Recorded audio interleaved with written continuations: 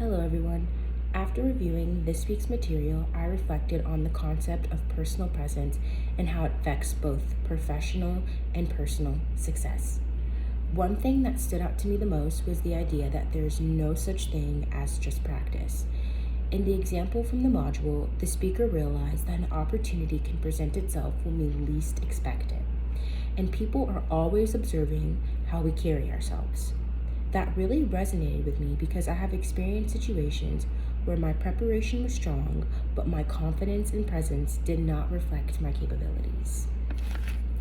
One way I can improve my own personal presence is becoming more intentional about my confidence, about my communication and body language. Sometimes I focus so much on completing a task and helping others that I forget the importance of how I present myself. Personal presence is not only about appearance, it is also about how you communicate, how you listen, and how you make others feel when you're interacting with them. As a professional nanny, I have learned that presence is incredibly important.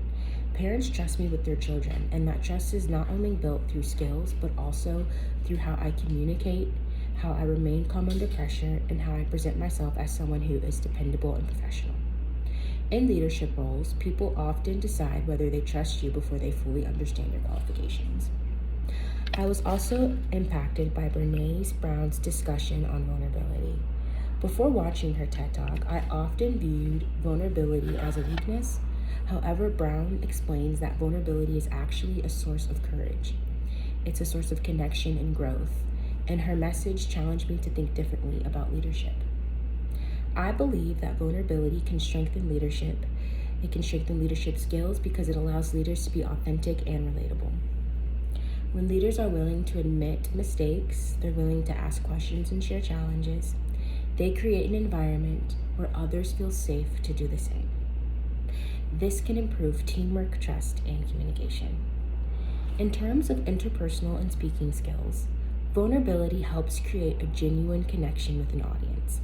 People often remember how a speaker made them feel more than specific words that they used.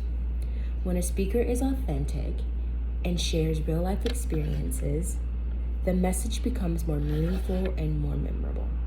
Overall, this module reminded me that personal presence and vulnerability work together. Confidence is important, but authenticity is equally important. As I continue pursuing leadership opportunities in healthcare administration, I want to develop a presence that reflects both professionalism and genuine human connection. Thank you for listening, and I look forward to hearing your thoughts.